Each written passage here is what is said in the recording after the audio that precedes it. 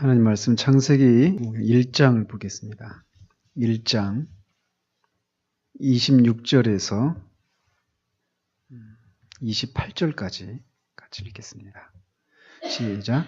하나님이 이르시되 우리의 형상을 따라 우리의 모양대로 우리가 사람을 만들고 그들로 바다의 물고기와 하늘의 새와 가축과 온 땅과 땅에 기는 모든 것을 다스리게 하자 하시고 하나님이 자기 형상 곧 하나님의 형상대로 사람을 창조하시되 남자와 여자를 창조하시고 하나님이 그들에게 복을 주시며 하나님이 그들에게 이르시되 생육하고 번성하여 땅에 충만하라.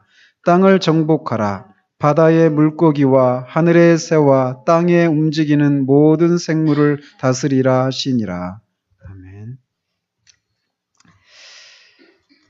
지난주에 이어서 우리가 창조에 대해서 하나님 나라의 관점에서 본 창조의 목적이 무엇인가 그거를 좀 더 이렇게 살펴보도록 합니다. 창조를 하나님이 천지를 창조하셨는데 그 창조하셨을 때 그 목적은 그 창조가 하나님의 창조가 하나님 나라가 되는 것을 바라보시면서 천지를 창조하셨다라고 말씀드렸어요.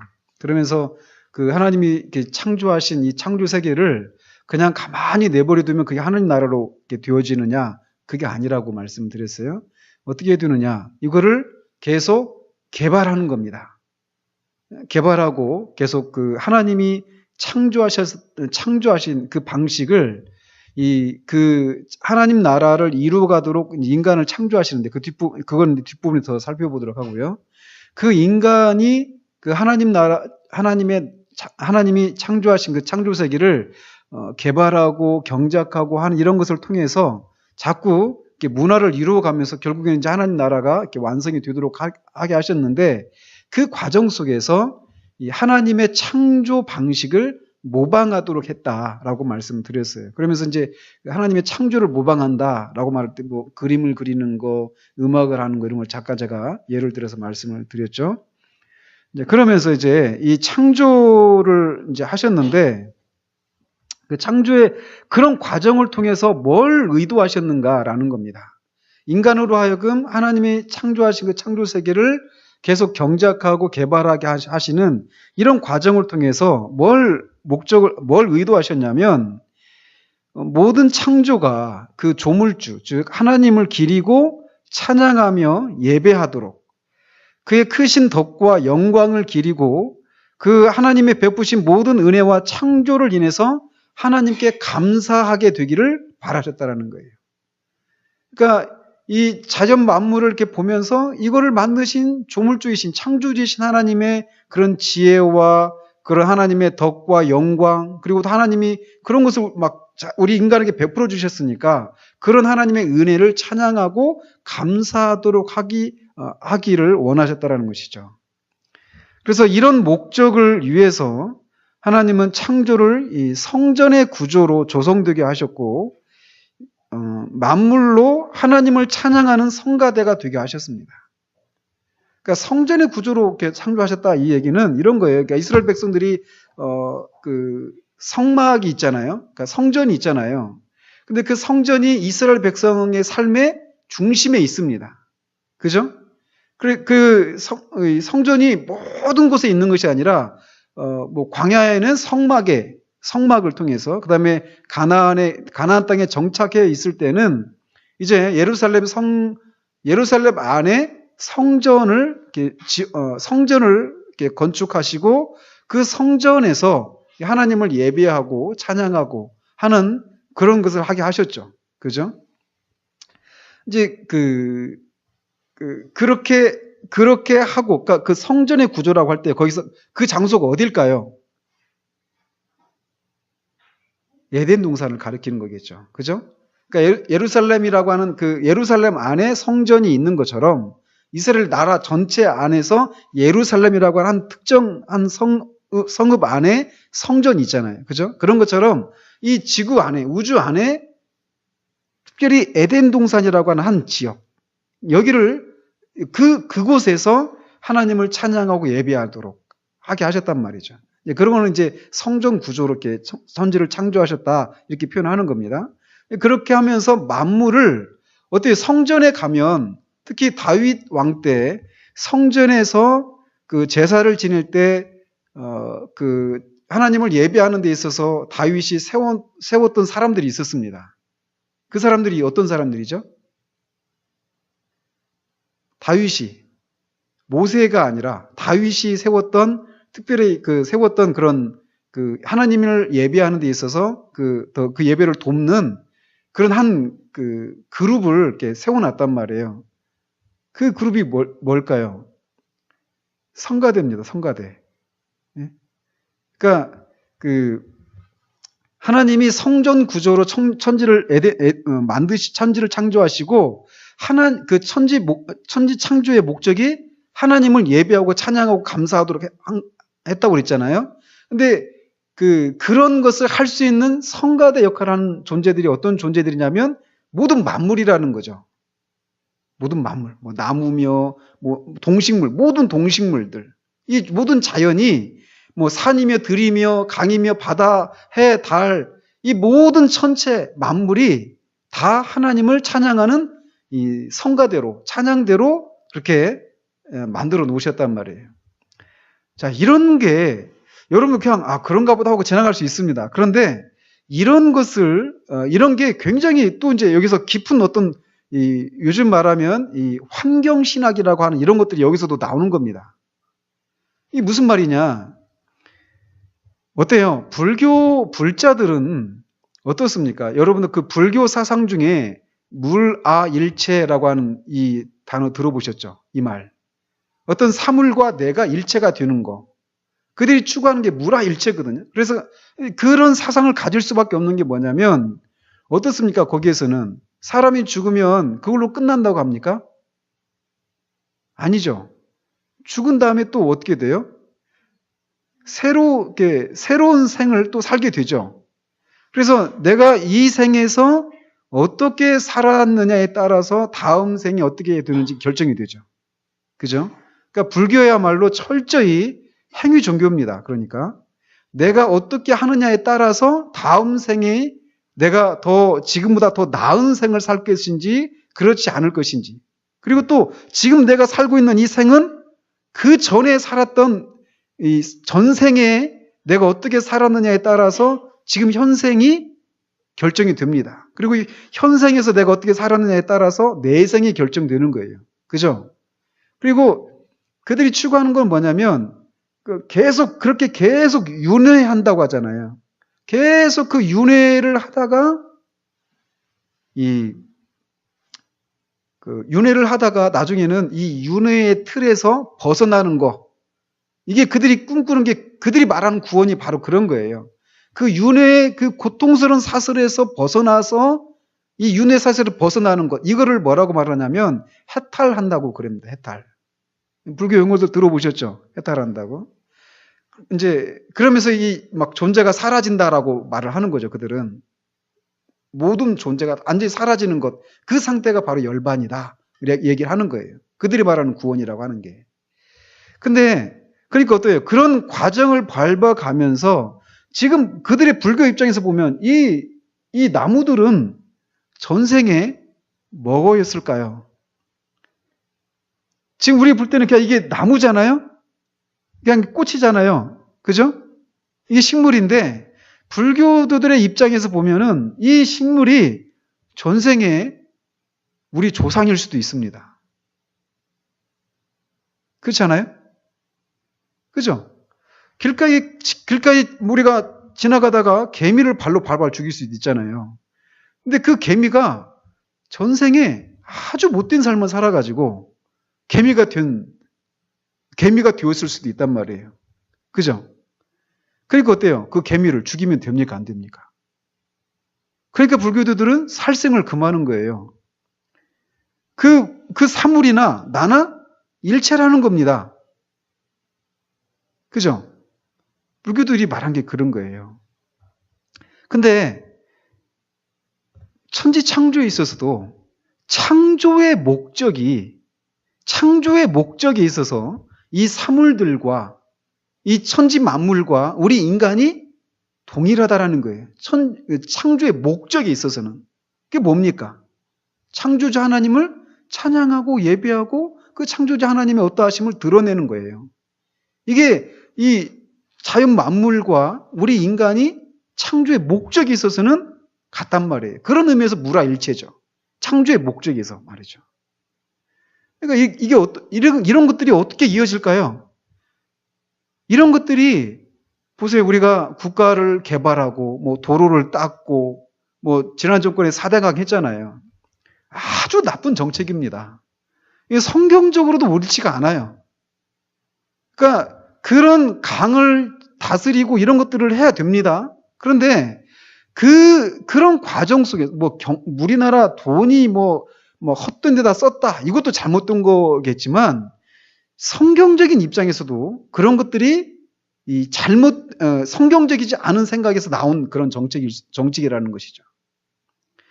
천지 창조의 목적, 그리고 모든 존재하는 모든 사물, 강산, 이런 모든 것들의 존재의 목적은 하나님의 그 창조자 하나님의 어떠하심을 드러내는 것을 위해서 존재하는 거예요. 그러니까 그런 것들을 우리 인간이 남용해서는 안 된단 말이에요. 그죠? 그러니까 그런 생각들을 가지고 정책을 펴는 겁니다. 이런 것에 관련해가지고 환경신학이라고 하는 것이 나오는 거예요.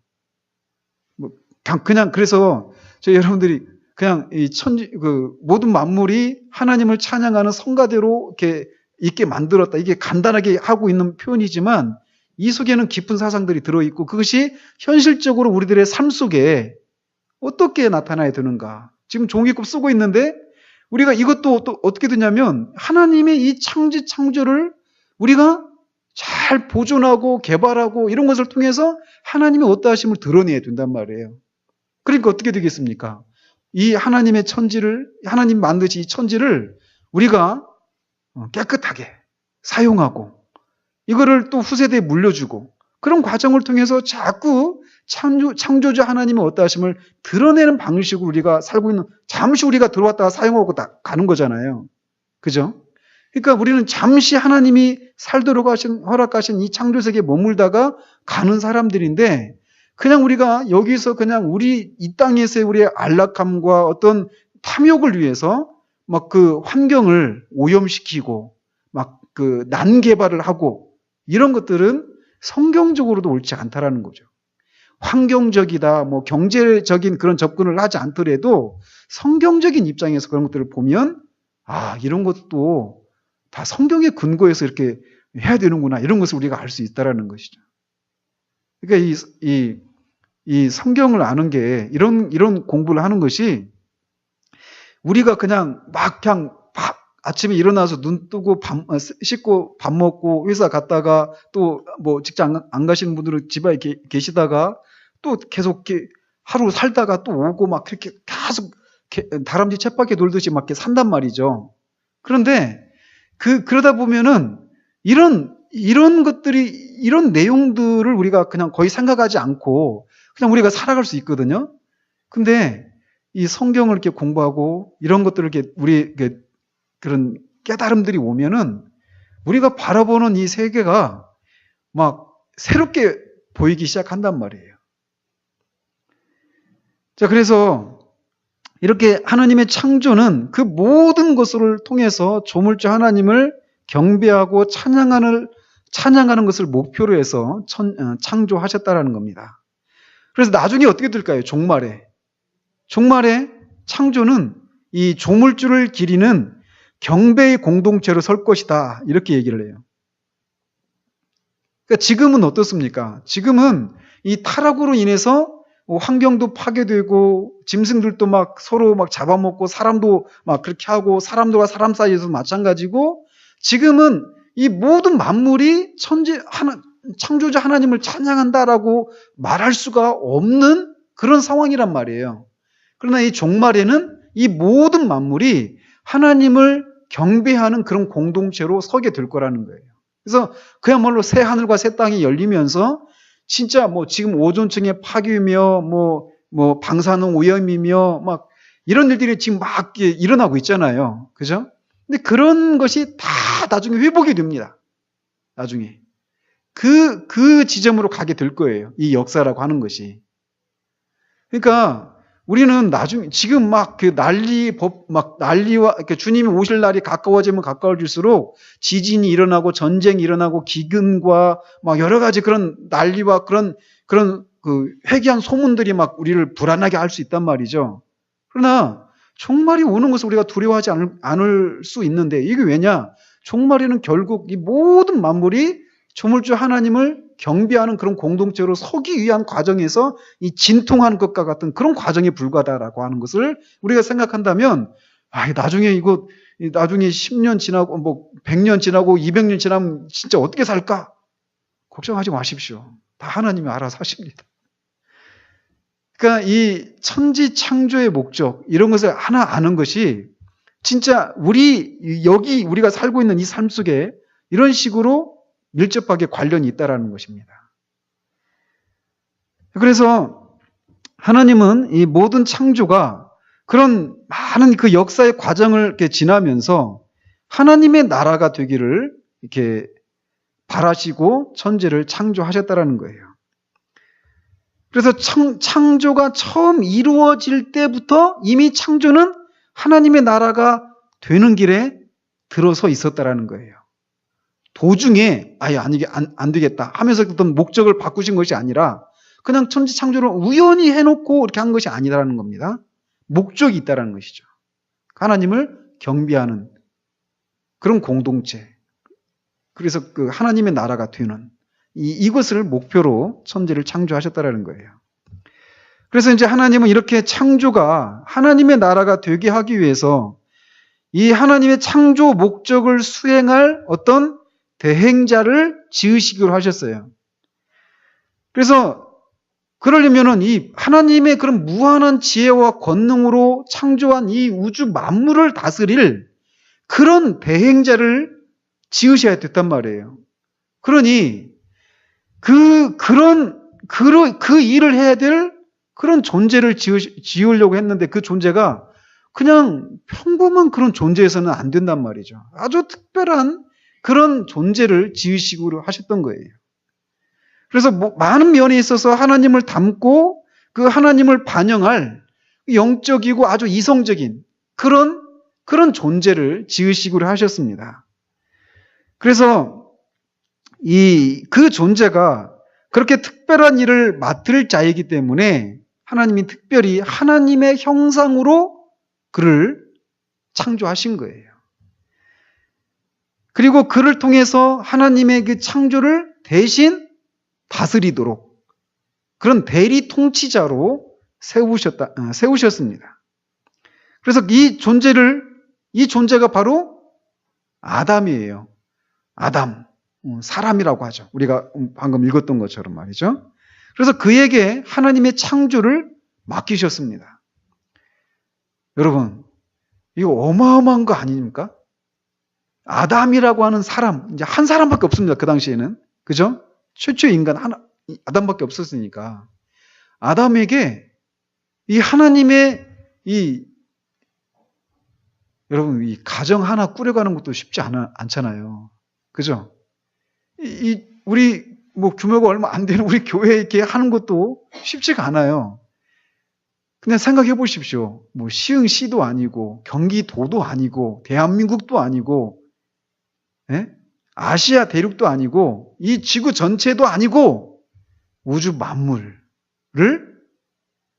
통치할, 다스릴 그런 일을 하도록 아담에게 그 통치권을 아담에게 맡기셨다. 그러니까 아담이 지고 있는 이게 얼마나 어마어마한 그런 것인지 아시겠습니까? 아담에게 맡기신 그 열쇠가 보통이 아니란 말이에요. 어마어마한 책임을 아담에게 맡기신 겁니다. 조금 감이 오십니까? 그런 것처럼 우리 한 사람 한 사람에게도 하나님이 그런 어떤 목적과 그런 계획을 가지고 이 땅에 우리를 내놓으셨다라는 거예요. 그러니까 지난주에도 제가 말씀드렸지만 내가 있잖아요. 사람들이 왜 우울증에 걸리고 왜 특히나 21세기를 지나가면서 우울증이 막 급속도로 늘어나고 있잖아요. 지금 증가하고 있잖아요. 왜 우울증이 일어나고 어떤 뭐 그런 자살을 하고 왜 그런 방황을 막 할까요? 사람들이. 네? 내가 누구인가를 모르기 때문에 그래요. 많은 경우에는요. 내가 누구인가를 모르는 거예요. 이거 좀 더 구체적으로 말씀드린다면 내가 얼마나 가치가 있고 내가 얼마나 소중하고 내가 얼마나 어마어마한 그런 어떤 그 삶의 목적을 가진 그런 존재인가를 모르기 때문에 우울증 걸리고 자살까지도 하고 막 방황을 하는 거란 말이에요. 근데 하나님이 우주를 창조하신 이 창조주 하나님이 아담에게 그렇게 하나님의 창조, 아까 계속 확대해 보십시오. 제가 고등학교 때 이과였거든요. 이 지구과학 하는데 머리가 터지는 줄 알았어요. 이 강대상 위에 여기가 있습니다. 이 종이가. 근데 이 강대상은 이 교회 안에 있어요. 이 예배당은 또 시흥 땅 안에 있습니다. 그런 식으로 계속 확대해 보십시오. 막 그 생각을 막 하다가 머리가 터질 것 같아가지고 안 하고 못하고 말았습니다.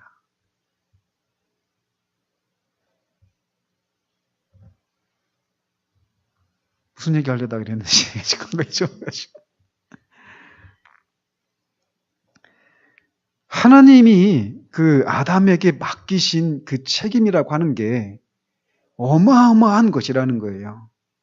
근데 그런 똑같은 어떤 인류의 대표로서 받은 죄가 없는 상태에서 받은 그런 상태이기 때문에 우리가 똑같은 그런 건 아니지만 하나님의 그 창조 목적 있잖아요. 창조 목적. 하나님을 찬양하고 하나님께 감사하고 하나님의 지혜와 그의 권능과 그의 능력, 그의 어떠하심을 드러내도록 그가 창조받았고 그런 책임을 그에게 부여해 준 것처럼 동일하게 우리들에게도 우리 인간들에게 우리 한 사람 한 사람들에게도 그런 게 있다 주어졌단 말이에요. 그러니까 그 책임 아무한테나 그런 어떤 막중한 책임을 맡기십니까? 아니잖아요. 믿을 만한 사람, 그걸 어떤 기대할 만한 사람에게 그런 것들을 맡긴단 말이에요. 그러니까 거꾸로 한번 이렇게 거꾸로 보면은 나라고 하는 존재가 이 세상에서 보면은 뭐 세상 사람들이 뭐 별로 이렇게 뭐 알아주지도 않고 우리가 오늘 밤 죽으면은 우리를 기억하고 슬퍼할 사람이 뭐 손가락 안에 꼽을지도 몰라요. 그렇게 별로 그렇게 드러나는 그런 삶이 아닐 수 있습니다. 우리의 삶이 세상적인 그런 기준으로 보면은. 그러나 하나님이 이 우주의 주인이시고 창조주이신 하나님이 우리 한 사람 한 사람에게 어떤 우리를 향한 어떤 목적과 계획을 갖고 계시다. 우리가 그런 존재다라고 하는 것을 정말 깨닫는다라면 갑자기 우리의 삶은 어마어마한 그런 가치가 있다라고 하는 것을 깨닫게 되고 나라고 하는 존재가 막 진짜 이게 작은 존재가 아니다라고 하는 것을 깨닫게 된단 말이에요. 근데 그런 것을 깨달은 사람이 뭐 모든 사람들이 그걸 압니까?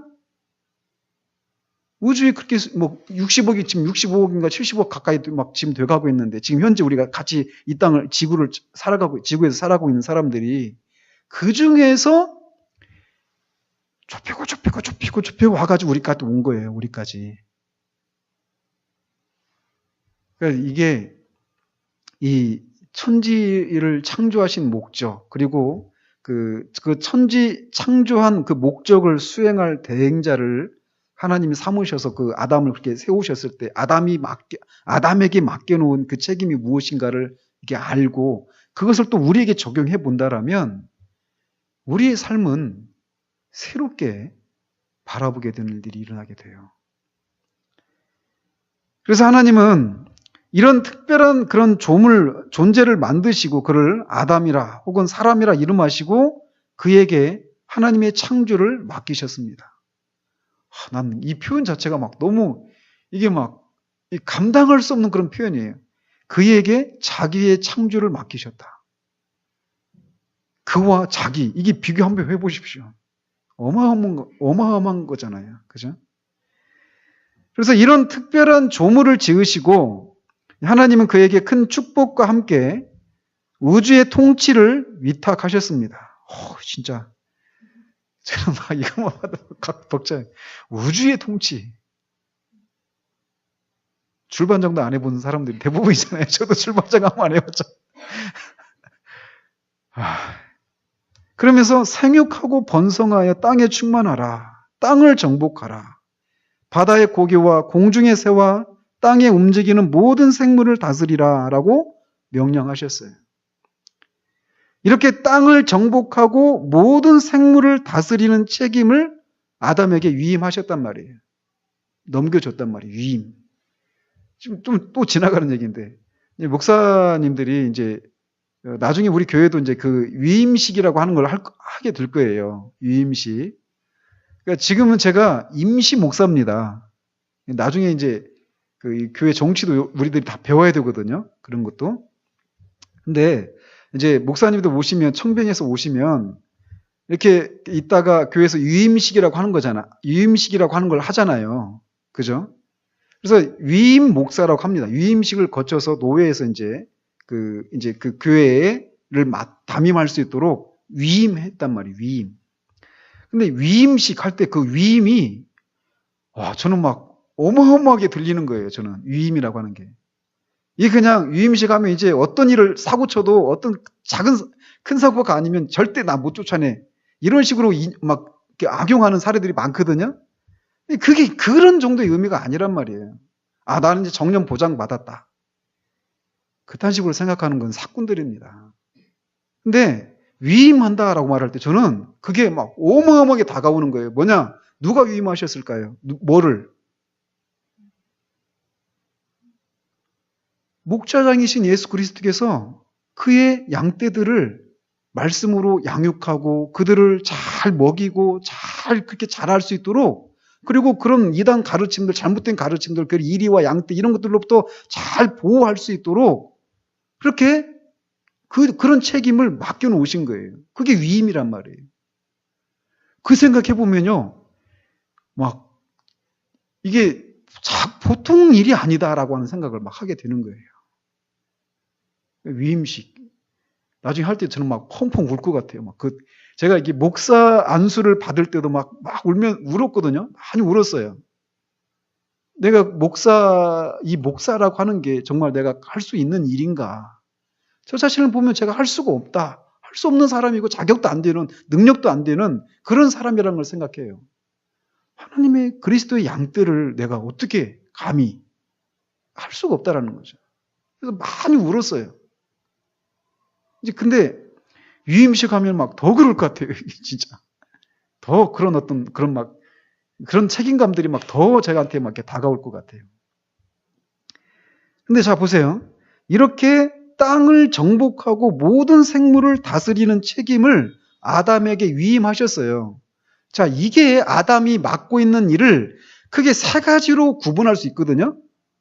그래서 이 모든 창조 세계를 땅을 정복하고 다스리라고, 창조 안에 있는 그 모든 창조물을 다스리도록 책임을 맡기셨습니다. 다스린다라고 하는 것과 관련해서 구약 성경에 나타난 직분이 어떤 게 있습니까? 왕이죠, 왕. 자, 보셔요. 예수님이 이 땅에 오셔서 하신 일, 그리고 지금도 하나님 보좌 우편에 앉아 계셔서 하시고 계신 일, 이 모든 일들을 크게 세 가지 직분으로 구분을 하죠. 뭡니까? 왕, 또 선지자, 제사장. 이 세 가지 직분을 예수님께서 감당하셨단 말이에요. 예수 그리스도를 또 우리가 뭐라고 표현합니까? 아담과 관련해서. 두 번째 아담. 그러나 두 번째 아담으로 끝나면 안 됩니다. 그러면 또 세 번째 아담이 오겠다 하면서 지금 세 번째 아담이라고 주장하는 사람들이 막 세계 많이 나와 있거든요. 근데 이 예수님은 두 번째 아담이시면서 마지막 아담이십니다. 그죠?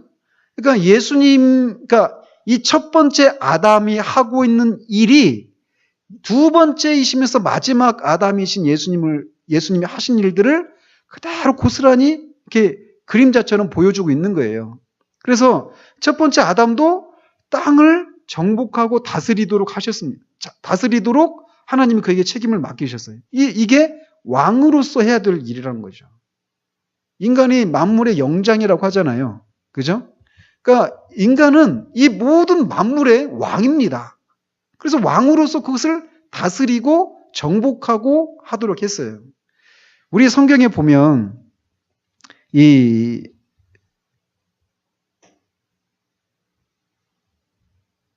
1장에도 보면은 1장 16절에 보면 하나님이 두 큰 광명체를 만드사 큰 광명체로 낮을, 이게 뭡니까? 큰 광명체가 해죠.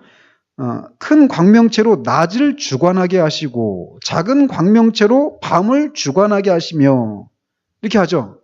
여기서 주관한다라고 하는 말이 다스린다라고 하는 말과 같은 단어입니다. 그래서 보세요. 이게 또 어디 나오냐면요. 여기 3장 16절에 보면 이런 표현이 있어요. 또 여자에게 이르시되 내가 내게 임신하는 고통을 크게 더하리니 내가 수고하고 자식을 낳을 것이며 너는 남편을 원하고 남편은 너를 다스릴 것이니라 하시고, 지금 이 우리말이 좀 정확히, 우리말 성경이 좀 정확히 번역을 못하고 있는데, 너는 남편을 이렇게 주관하기를 원하지만 오히려 남편이 너를 다스릴 것이다. 이게 더 정확한 표현입니다. 근데 정확한 번역인데, 여기서 남편이 여자를 다스린다. 또 해가 낮을 주관한다. 그죠? 또 아담이 땅을 정복하고 이 모든 만물을 이렇게 다스리도록 그렇게 명령을 그런 책임을 받았다라고 말했잖아요. 다스린다라고 말할 때는 우리는 굉장히 어떤 개념을 갖고 있느냐면 이 정복자와 피정복자, 지배자와 피지배자, 그죠? 막 내리누르고, 강권적으로 내리누르고 억지로 막 그거를 이렇게 그 억압에 시달리는 이런 개념으로 우리가 많이 생각합니다. 그러니까 남편이 아내를 다스리도록 했거든요.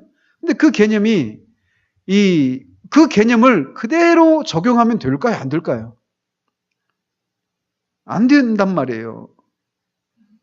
네? 다 여자분들만 있어가지고 다 이제 남편이 아내를 다스린다라고 말할 때 막 힘이 세니까, 아무래도 남자들이 일반적으로 세잖아요.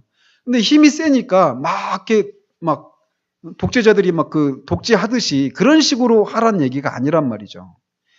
그러니까 태양이 낮을 주관하도록 했다라고 말할 때도 같은 단어라고 말씀드렸잖아요. 해가 얼마나 뜨거운 그런 불덩이입니까? 근데 이 해가 낮을 주관하라 했으니까 이 해가 막 자기 본분을 넘어서 가지고 낮을 주관하게 하도록 하셨겠다 하면서 막 온 열을 다해 가지고 우주 만물을 막 태워버린다라면 그게 낮을 주관하는 겁니까? 아니죠. 주관한다라고 말할 때는 이게 이 우주 만물이 있는 그런 모양과 색깔 이런 것들이 잘 드러나도록, 그죠? 그리고 그 식물들이 잘 자랄 수 있도록, 또 사람들이 그 태양열을 통해서 에너지를 공급받고 할 수 있도록 그렇게 하라는 의미잖아요. 그죠? 그러니까 양육하고 보호하고 잘 이렇게 건사하고 이런 개념으로 다스리라, 주관하라 이렇게 쓰고 있단 말이에요, 이 단어들이. 근데 그냥 이거를 오용해가지고 결혼해가지고 3년 안에 잡지 못하면 평생 쥐어살아 하면서 이거를 막 잡으려고 한다든지 이렇게 적용하면 안 된단 말이에요. 이번 찰걸 제가 맛보기로 말씀을 드리는 겁니다. 근데 이렇게 아담이 땅을 정복하고 다스리는 그런 왕의 직분을 수행하도록 하셨단 말이에요, 하나님께서. 그러니까 이 땅을 정복하고 다스리라라고 말할 때 그게 내가 이렇게 다스릴 수 있는 그런 권세가 있으니까 자기 마음대로 그냥 오용하고 남용하고 막 그렇게 하라는 얘기가 아니란 말이에요. 그냥 무슨 얘기로 그 당시에 아주 조그만 그런 치아와 이런 것도 있었겠죠. 다 있었겠죠. 그리고 약한 그런 동물도 이런 거 말 타야 되는데 개 타고 그 허리 부러뜨리고 이렇게 하지 않단 말이에요. 그러니까 이 왕으로서 다스린다라고 하는 그런 직분을 다스린다라고 할 때 우리는 굉장히 막 이렇게 남용하고 권위적인 이런 식으로 적용하는데 이거는 잘못된 그런 방식이라는 거예요. 그런 잘못된 해석이란 말이죠. 그러니까 이런 것들도요, 다 뭐 정치를 하고 어떤 권위에 있는 사람들이 그 밑에 있는 사람들을 어떻게 다스려야 되는가 이런 것도 성경적으로 그런 식으로 다 적용해서 다 할 수 있단 말이에요. 아무튼 아담에게 이렇게 이 천지 만물을 다스리는 그런 왕의 직분을 감당하게 했고 또 시간의 진행 속에서 하나님의 뜻을 깨닫고 그 하나님의 뜻을 해석하고 선포할 책임을 지게 되었어요. 이게 뭘까요? 하나님의 뜻을 해석하고 그 하나님의 뜻을 선포하는 일을 이게 누가 하는 일입니까? 선지자가 하는 일이란 말이에요. 그러니까 아담은 왕으로서 또 선지자로서 그런 책임을 감당했고 또 이 모든 창조가 하나님의 것이기 때문에 이 창조를 다시 하나님께 구별해서 드리고 모든 창조물들의 찬양을 하나님께 바쳐드리는 책임을 위임받았어요. 이건 또 누가 하는 일입니까? 제사장이 하는 일이잖아요. 그러니까 아담이 이렇게 왕과 선지자와 제사장의 그런 책임을 지고 이 하나님의 창조 세계를 다스리도록 그렇게 그를 창조하셨단 말이죠. 근데 이 일을 하도록 하시는데 너 안 하면 죽어 하면서 하나님이 그를 그렇게 하신 것이 아니라 자발적으로 하도록 아담이 그것을 자발적으로 하도록 하시기 위해서 아담과 언약을 맺으셨어요. 언약이. 그러니까 이 아담과 하나님이 맺은 언약은 뭡니까? 하나님 나라 백성됨의 언약인 거예요. 이 언약이라고 하는 게. 그래서 이 자발적으로 그 일들을 수행하도록 하기 위해서 언약을 맺으시고 기쁘고 자발적인 순종으로 그 일을 하도록 하셨습니다. 그래서 하나님과 약정을 맺은 언약의 당사자로 일하도록 하셨다라는 거예요. 자, 이것도 하나님이 정말 얼마나 이렇게 하나님 이렇게 낮추신 겁니까? 인간의 입장에서. 창조주 하나님이 창조되기 전에는 없었던 존재잖아요. 그죠? 창조되기 전에는 없었던 존재에 불과한 하나님이 그 영혼을 걷어가시면 그걸로 끝나버리는 아무것도 아닌 그런 존재인 인간과 하나님이 언약을 맺었다. 이거는 하나님이 그만큼 낮추신 것이고 또 인간을 어떻게 해둔 겁니까? 인간 입장에서는 굉장히 높이신 것이죠. 그죠? 그래서 이 언약의 당사자로 일하도록 하셨다라는 거예요.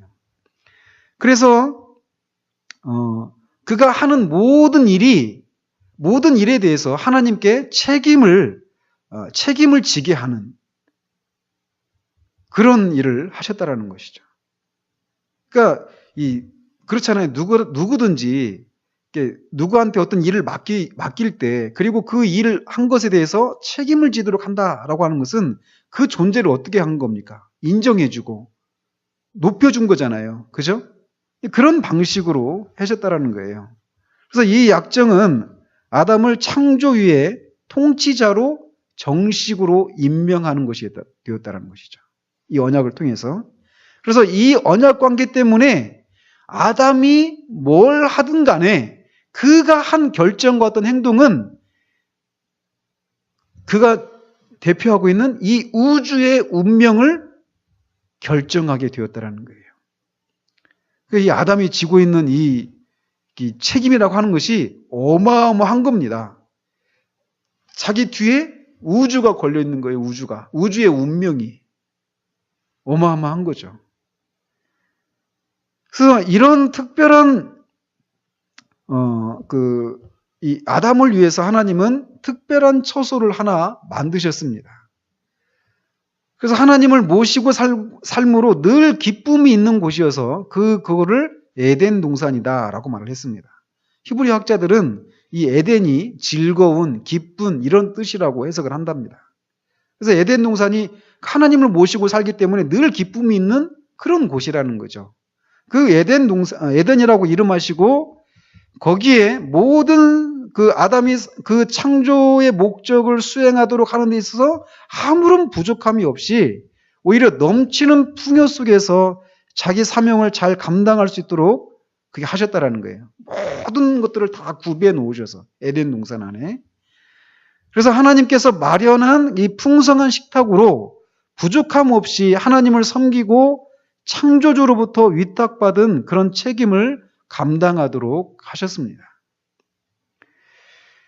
그래서 이렇게 그러면은 이제 아담이 그 모든 것이 있는 그 에덴 동산에서 그냥 정말 아무것도 하지 않고 날마다 막 과일 따먹고 그냥 어디 좋은 데 구경 가고 그냥 날마다 그렇게 막 그늘에서 쉬고 그렇게 지냈을까요? 우린 그걸 꿈꾸잖아요. 오늘 또 직장에 다녀오시고 피곤하신 우리 성도님들 꿈이 그렇잖아요. 이거 언제 안 하고 내가 정말 이렇게 쉴 수 있을까? 근데 아담이 에덴 동산에서 그렇게 지냈을까? 우리가 꿈꾸는 것 같이. 그렇지 않습니다. 아담이 그 에덴 동산에서도 그 모든 것이 있는 그 구비된 그 풍족한 그런 에덴 동산에서도 아무 일 하지 않고 이렇게 무의도식하면서 지내는 것이 아니라 즉각 일을 시작했다라는 거예요. 그가 그 하나님의 그 창조 목적을 수행할 만한 그런 능력과 육체적인 능력, 지혜 이런 것을 가지고 태어났기 때문에 그는 창조되자마자 일을 하기 시작했습니다.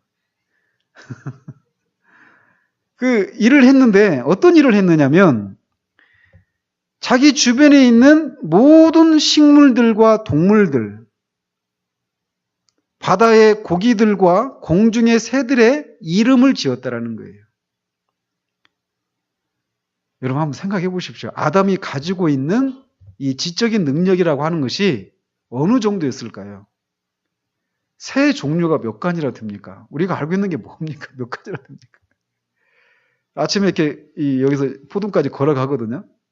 일주일에 한두 번씩밖에 못 걸어가는데 하다 보면은 뭐 백로도 보여요. 백로는 알겠어요.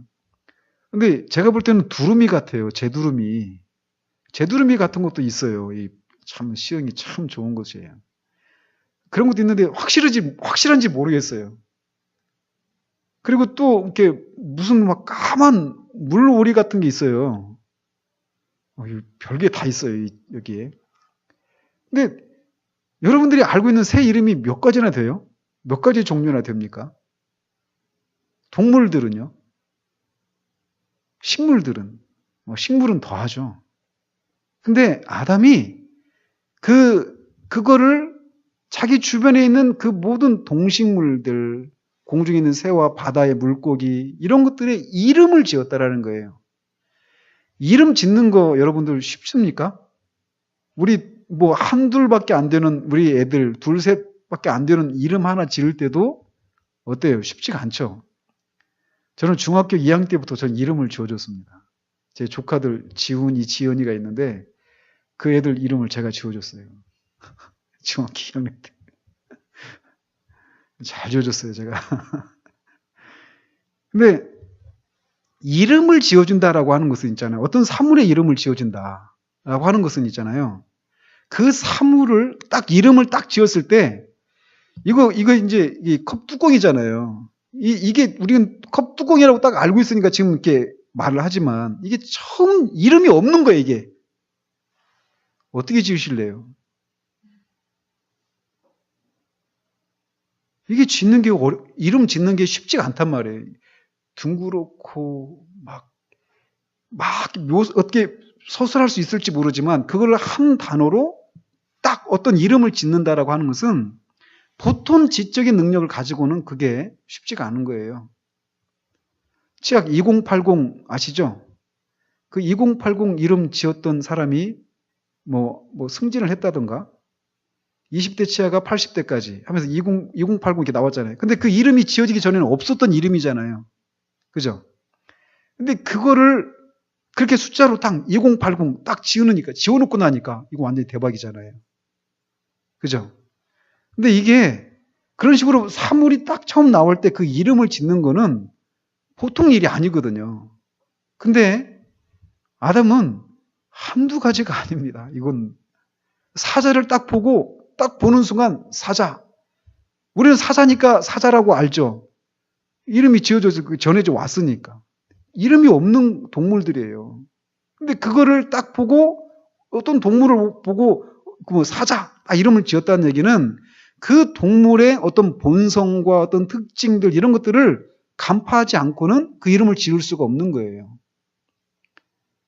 식물들도 마찬가지죠. 그래서 이 이름들을 지으면서 식물의 이름을 지으면서 그런 것들의 특징들을 잘 알고 그것을 활용할 수 있는 그렇게까지 되었다라는 것이죠. 그러니까 아담이 태어나서 그런 일을 한 거예요. 그러니까 어떻습니까? 우리는 노동에 대해서, 일을 하는 것에 대해서 우리는 굉장히 이건 막 진짜 이렇게 저주를 받아서 우리가 이게 일을 한다. 만약에 아담이 타락하지 않았더라면 우리는 지금 정말 다 일도 않고 이 북부 유럽에 있는 막 복지 국가들 일하지 않아도 막 일주일에 30 몇 시간 일해도 연봉이 1억 가까이 되고 노르웨이 같은 경우는 막 그렇대요. 그냥 별 일도 아닌 것 같은데 연봉이 막 1억 가까이 되고 막 그렇대요. 그리고 그거 안 나가도 계속 연금이 주어진답니다. 복지 혜택이. 얼마나 좋습니까? 근데 그 아담이 타락하고 나서 우리가 노동을 하게 되었다. 이마에 땀을 흘리고 그렇게 생각하는데 일하는 것은 신성한 겁니다. 일하는 것은요. 타락의 결과로 그 후에 일을 하기 시작한 것이 아니라 타락하기 전에도 일을 했어요. 그 일의 목적이 뭐냐? 창조주 하나님의 어떠하심을 드러내는 거예요. 그것을 통해서 하나님의 창조를 섬기고 하나님을 섬기고 하나님을 드러내고 하나님께 영광을 돌려드리는 이것이 일의 목적입니다. 일의 목적이 그래요. 그러니까 그 관점으로 여러분들이 지금 막 이렇게 고단해 하시고 여기에서 빨리 벗어나고 싶은 이 상황들 그것들을 한번 그런 식으로 한번 보시기 바랍니다. 사람들을 만나고 또 어떤 일을 처리해 나가고 한 이런 것들 속에서 하나님의 어떠하심을 드러내도록 그런 일들을 우리에게 맡겨놓으셨다라고 생각하면서 그것들을 이렇게 찾기 시작하시면 막 이 섬김의 기쁨이 생겨납니다. 저도 직장생활 했잖아요. 10년을 했잖아요. 하나님의 일이다. 직장 다니는 게 하나님의 일입니다. 그럼 가정주부들은 일이 아닙니까? 하나님의 일이 아닙니까? 마찬가지입니다. 다 하나님의 일이에요. 아이들을 돌보고 집안 살림을 해나가고 이런 모든 것도 하나님의 일이 될 수 있는 거예요. 그게 하나님의 일이다 딱 말할 수는 없죠. 이제 그 목적과 그걸 할 수 있는 힘의 원동력이 뭐냐 이거를 또 따져가야 되겠죠. 어쨌건 이렇게 아담은 그 사물들의 이름을 이렇게 지어 나갔다라는 거죠. 근데 그 일을 이렇게 해나가는 방식이 어떤 식으로 그 사물들의 이름을 지어 나갔냐면 직관을 통해서 그 사물들의 이름을 지었다라는 거예요. 그러니까 막 그 당시 무슨 백과사전이 있습니까? 다른 사람이 있어서 이게 어떤 그 사물의 어떤 특징들을 물어볼 사람이 있습니까? 천사들의 도움을 받았겠습니까? 아니란 말이죠. 아담 혼자서 그 일을 했던 거예요. 근데 그 일을 할 때 아담이 그렇게 할 수 있었던 것은 어떤 자료들을 수집하고 또 그것을 막 분석하고 관찰하고 이렇게 종합해가지고 이러니까 이거다 이렇게 한 방식이 아니었다라는 거예요. 직관적으로 그걸 아는 거예요. 옛날 그 TV 개그맨 나왔죠. 개그 그 부채도사 척 보면 앱니다. 이렇게 가는 그 부채도사처럼 척 보면 아는 거죠. 마치 아이들이 어떻습니까? 아이들 보시면서 아이들이 이 어른이 이 나쁜 사람인지 아닌지 아이들이 그냥 알아보잖아요. 그죠? 안 그래요? 우리 자매님? 아이들 이렇게 해보시면서? 잘 모르겠어요? 그러니까 직관적으로 있잖아요. 제가 어떤 분 그 전기 읽다가 막 실족을 했어요. 그 휘필드 전기를 읽는데 휘필드 목사님이 이렇게 동네를 지나가잖아요. 그러면 짖던 개들도 그의 거룩함 때문에 조용했다 이런 표현이 있어요. 근데 저 지나가면 안 짖던 개도 막 짖거든요. 그러면서 난 아직 멀었구나. 실족할 뻔했는데. 그러니까 개들도 있잖아요. 개장수를 만나면 딱 알아봐요. 그죠? 우리는 그거를 본능이라고 부르죠. 그죠? 근데 걔가 그 개장수한테 끌려갔던 어떤 누가 다시 막 어떻게 구사일생으로 돌아와가지고 이렇게 생긴 사람들은 개장수인데 그 사람들 끌려가면 끝장이야. 이런 얘기를 걔가 들어가지고 그 정보를 가지고 알고 막 다른 사람한테 다른 개들한테 전해져가지고 개들이 그 개장수만 보면 그런 반응을 보일까요? 아니란 말이에요. 그냥 척 보면 아는 거예요. 개들도 그 개장수를 보면. 그러니까 그런 반응을 하는 거죠. 우리는 그거를 본능이라고 부르지만 그런 것처럼 어떤 사물을 막 분석하고 자료를 수집하고 이렇게 관찰하고 이렇게 해가지고 그걸 아는 게 아니란 말이에요. 근데 우리는 어떻습니까? 우리가 어떤 새로운 지식을 배울 때 우리는 다 그런 과정을 거치죠. 지금도 다 그런 과정을 거치는 거잖아요. 제가 이 정보들을 여러분들한테 이렇게 제공해주고 그걸 설명해주고 하면서 여러분들 또 막 안에서 그런 분석하고 종합하고 막 이런 일들을 하시잖아요. 그러면서 어떤 지식들을 우리가 하나씩 쌓아져 가는 거잖아요.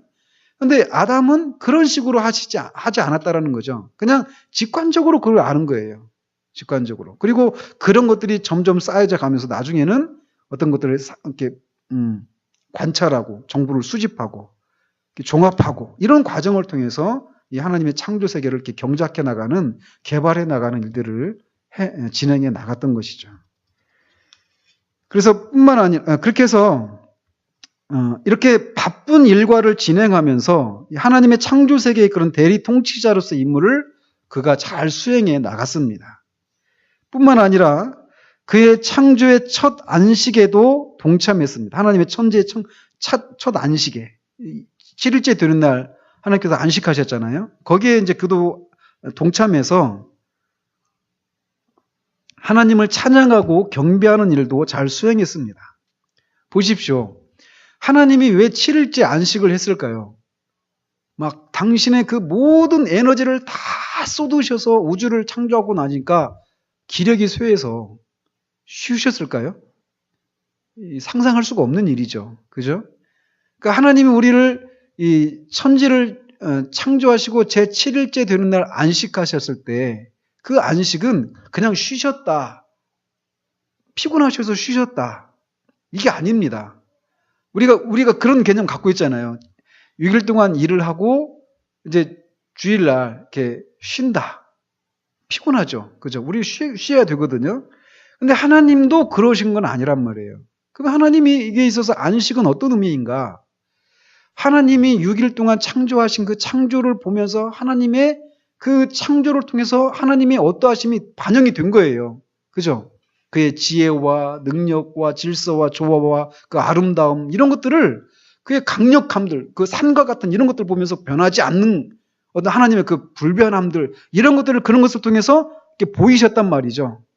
근데 그런 것을 보면서 하나님이 하나님 당신 자신의 어떠하심을 즐거워하고 기뻐하는 거예요. 그게 하나님의 안식입니다. 그러니까 그 안식에 아담이 동참을 했다라는 거예요. 그러니까 안식일의 목적이 뭡니까? 일주일 동안 피곤한 거 막 쉬고 이런 게 아니라 하나님을 우리가 보고 즐거워하고 그분을 찬양하고 예배하는 거예요. 이게 안식입니다. 그러니까 주일 성수했습니까? 우리는 나중엔 다 하겠지만 교회 와가지고 예배 참석하고 오전만 드린 건 조금 했어요. 주일 성수 조금 했어요 하고 오후까지 다 드리고 가면 주일 성수 했습니다 하고 당당하게 말하는 이런 게 아니란 말이에요. 창조주 하나님을 정말 우리가 그 예배를 통해서 만나고 그분을 즐거워하고 이렇게 찬양하는 이게 안식일의 참다운 목적이란 말이에요. 그 과정 속에 우리의 육체의 쉼도 있죠. 그런 과정 속에.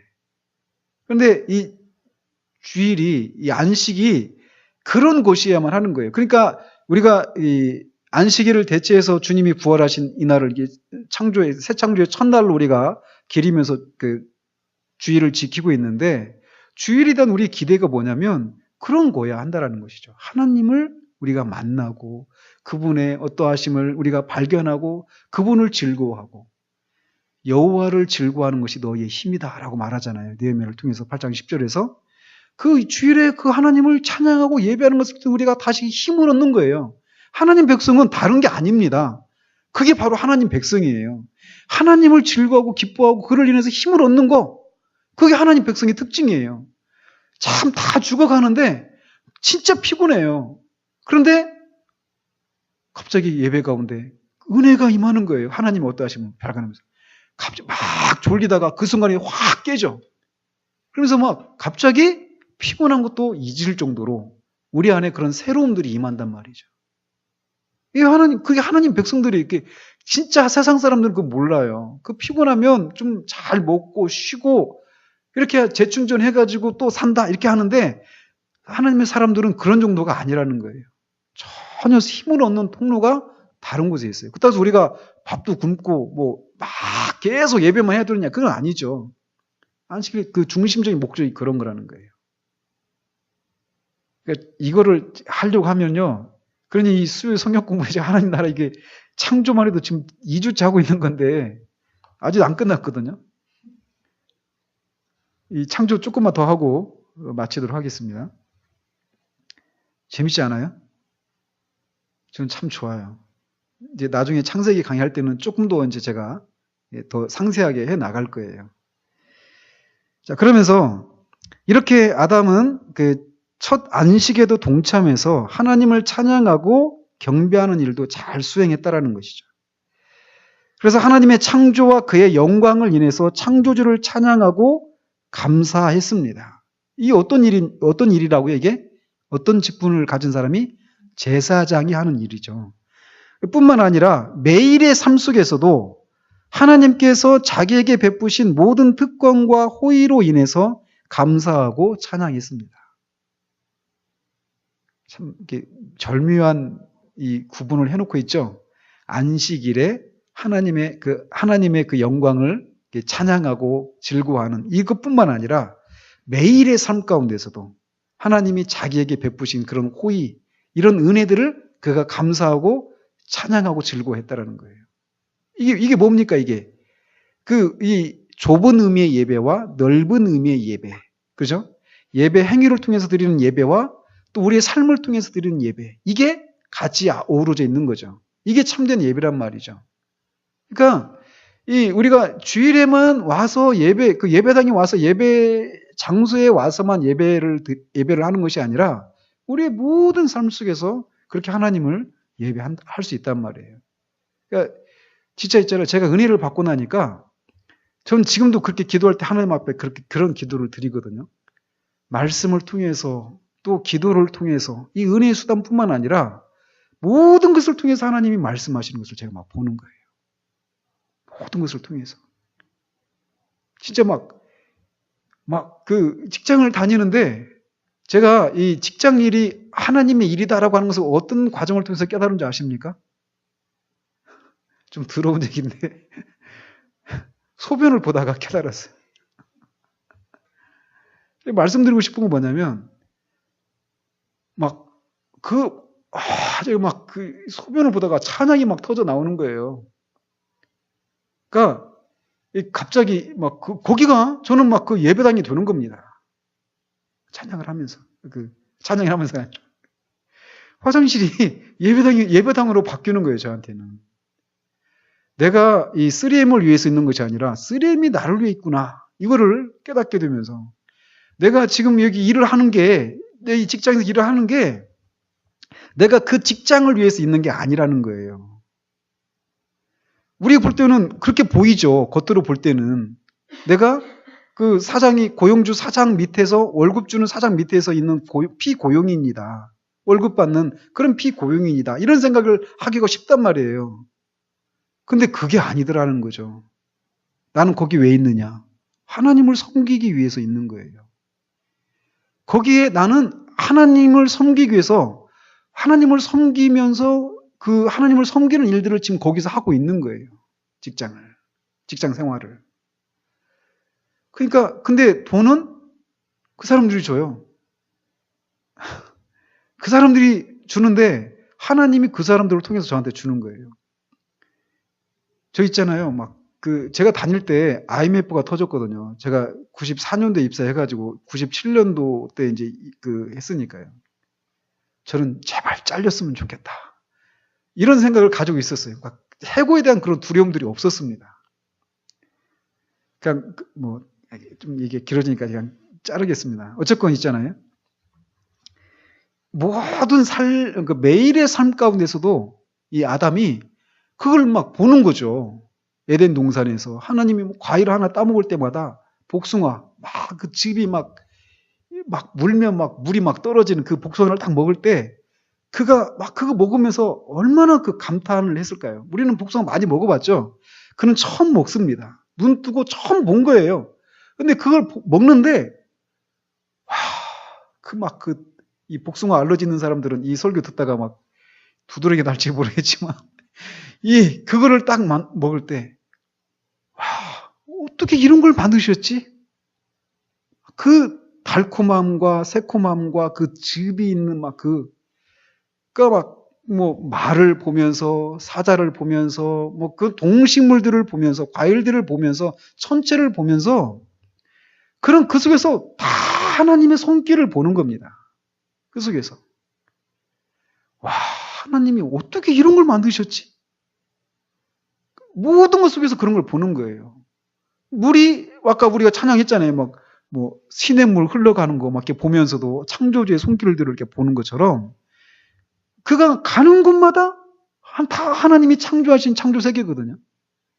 그러니까 그 속에 다 하나님이 창조주 하나님의 지혜와 권능과 아름다우심과 어떤 그런 영광의 탁월하심들을 그 모든 것 속에 숨겨 놓으셨단 말이에요.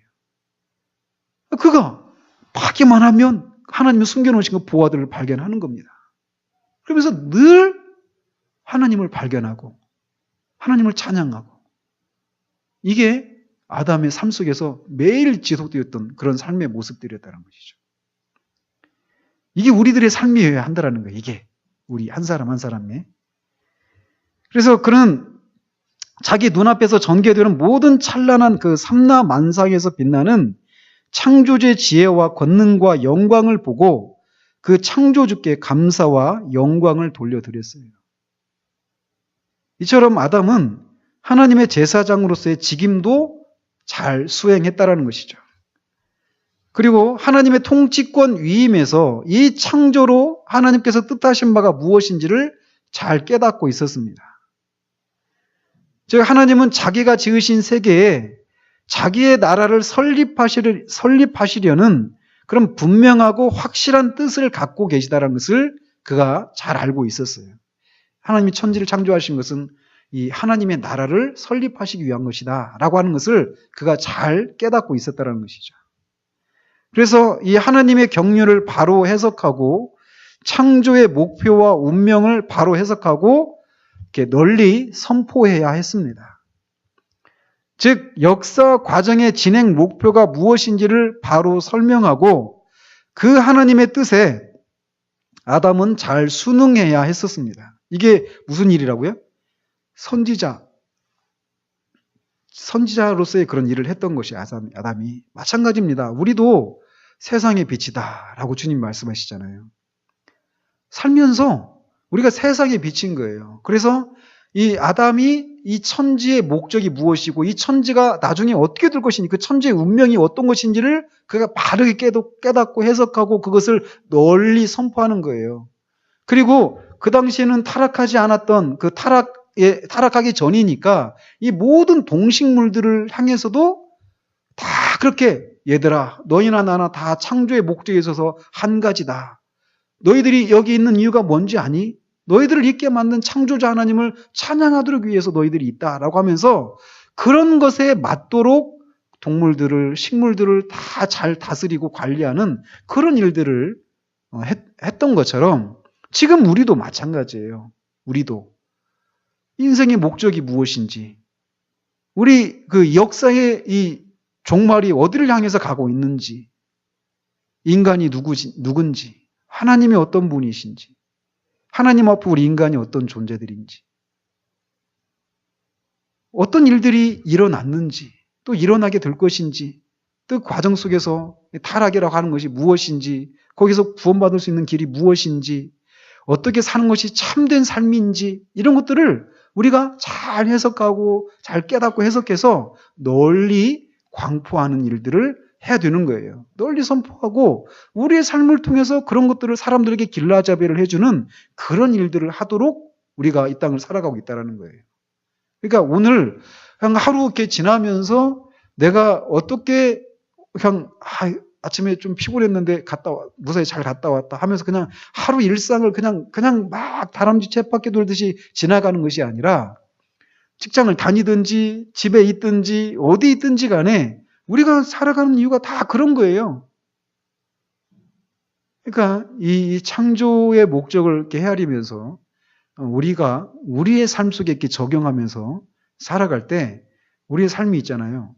이게 새롭게 보입니다. 고단하기만 하고 했던 이런 것이 새롭게 보여져요. 그리고 그 삶을 살 수 있는 어떤 그런 힘들, 생물학적으로 엔돌핀이라고 하잖아요. 이 엔돌핀이 막 솟는 것을 우리가 이렇게 보게 될 거란 말이죠. 그래서 이 창조는 지금 하나님의 나라를 목표로 하고 이렇게 출발했고 진행하고 있다라고 하는 것을 그가 잘 인지했습니다. 아담은 창조가 하나님 나라가 되는 일에 잘 수종을 들었어요. 그리고 창조주께서도 자기의 경륜대로 일을 잘 진행하고 계셨습니다. 이게 하나님 나라의 관점에서 볼 때 창조에 얽혀있는 그런 얘기들입니다. 이거를 그냥 아까 말씀드린 것처럼 그냥 이렇게 되었구나, 이게 정보로서만 우리가 알고 있는 것이 아니라 그것을 내 것으로 내 삶에 적용해 나가면서 우리 삶 속에서 아담이 이렇게 위임했던 그 왕, 선지자, 제사장, 하나님 나라의 어떤 위임 통치자로서 그렇게 삶을 살아갔던 것처럼 우리도 우리에게 맡겨준 그런 가정이나 직장이나 우리의 작은 삶들 있잖아요. 거기에서 우리가 마땅히 그런 모습으로 드러나야 한다는 것이죠. 기도하겠습니다. 하나님 아버지, 이 짧은 시간에 하나님이 천지를 창조하신 목적이 무엇이고 대리 통치자로 세워놓으신 아담이 어떻게 창조되었고 또 무슨 일을 하도록 그에게 책임을 맡겨주셨는지에 대해서 하나님 살폈습니다. 그가 정말 이 무한한 지혜를 드러내서 창조된 이 우주를 다스리도록 하는 그런 어마어마한 그런 책임을 그가 맡고 그 일들을 잘 감당했다라는 것을 우리가 살폈습니다.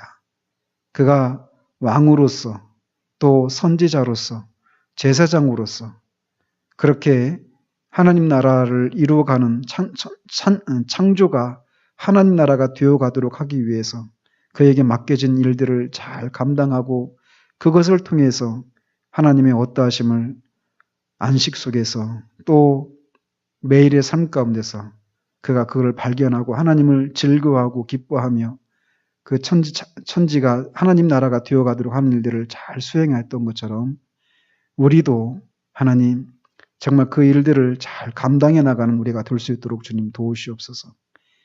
아담이 맡았던 만큼의 분량은 아니지만 우리에게 맡겨주신 그 작은 삶의 그 영역에서라도 우리가 왕으로서 또 선지자로서 제사장으로서 우리의 삶을 우리의 책임을 잘 감당하며 살아갈 수 있도록 주님 도우시기 원합니다.